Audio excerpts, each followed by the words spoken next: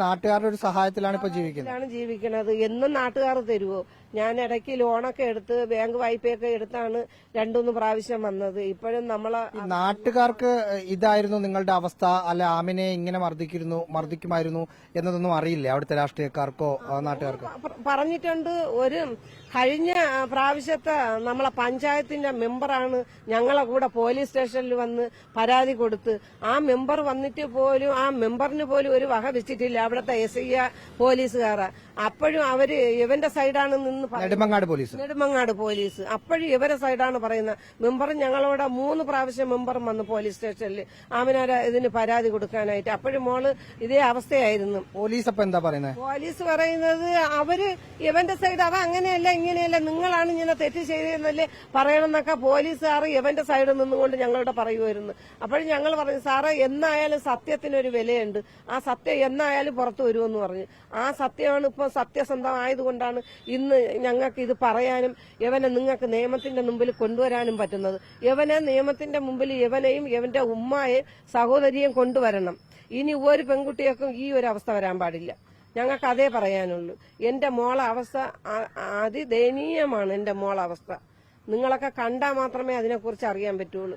ഞാൻ പറയുന്നതിനേക്കാളും നേരിട്ട് കണ്ടാലേ അറിയാൻ പറ്റുള്ളൂ. അതാണെന്ന് എന്റെ മോളെ അവസ്ഥ. ഞങ്ങൾ ഓരോ ദിവസവും നീറിയാണ് ഞങ്ങൾ ജീവിക്കുന്നത്. എന്റെ മോളാണ് ഇനി ഞങ്ങളെ ഒരു ആശ്രയം. അവൾക്ക് വിദ്യാഭ്യാസം +2-ന് 1080 മാർക്കായിരുന്നു. നല്ല പാടും കരാട്ട വരെ പഠിപ്പിച്ച ഒരു മോളാണ്. ഡിഗ്രിക്ക് പോവാനിരുന്നപ്പോഴാണ് ഇവന്മാര് വന്ന് വിളിച്ചിറക്കിക്കൊണ്ട് പൊക്കളഞ്ഞത്. പഠിക്കാനോ എന്റെ കൊച്ചിനെ സമ്മതിച്ചില്ല. പഠിക്കാൻ സമ്മതിക്കാത്തത് ഇവരുടെ ലക്ഷ്യം എന്ന് പറയുന്നത് പൈസയാണ്. സ്വർണവും വകയും പണവും കൊടുക്കണം. ഇവർ ആഡംബര ജീവിതമാണ്. ഇതിന് ഞങ്ങൾ സമ്മതിക്കൂല. ഞങ്ങൾ പാവപ്പെട്ടവരാണ്. എനിക്ക് 10 സെന്റ് വീടും 10 സെന്റ് പെരയുടെ ഒരു ചെറിയൊരു വീടുമുണ്ട്. ഞങ്ങൾ കഷ്ടപ്പെട്ടാണ് ജീവിക്കുന്നത്. ഇപ്പൊ ഈ 2 വർഷം കൊണ്ട് ഞങ്ങൾക്ക് ജോലിക്ക് പോവാനോ ഒന്നിനും പറ്റാത്ത ഒരവസ്ഥയാണ്.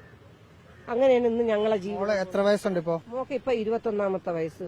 3 വർഷം കല്യാണം കഴിച്ച 18ാമത്തെ വയസ്സ്. 18 വയസ്സ് തികഞ്ഞ് 10 ദിവസം ഉള്ളപ്പോഴാണ് ഇവർ വന്ന് വിളിച്ചിറക്കിക്കൊണ്ട് പൊക്കളഞ്ഞത്. ഞങ്ങൾ കാണാതെ വിളിച്ചിറക്കിക്കൊണ്ട് പോവുകയാണ് ചെയ്തത്. പിന്നീട് നിങ്ങളുമായി നല്ല ബന്ധത്തിലായിരുന്നു? ഇല്ല, ഞങ്ങൾക്ക് ഇഷ്ടമല്ലായിരുന്നവന്. ഞങ്ങളെ വീട്ടിൽ വരികയോ സഹകരിക്കുകയോ ഒന്നും ചെയ്യൂലായിരുന്നു.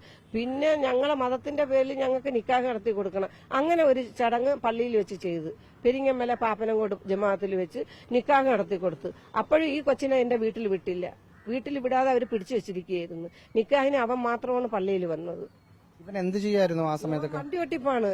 ഇവൻ ഡ്രൈവറാണ്. എന്നുവെച്ചാൽ ഇവനെ പോലെ ഫ്രോഡ് ആരുമില്ല. അത്രയ്ക്കും ഫ്രോഡാണ്.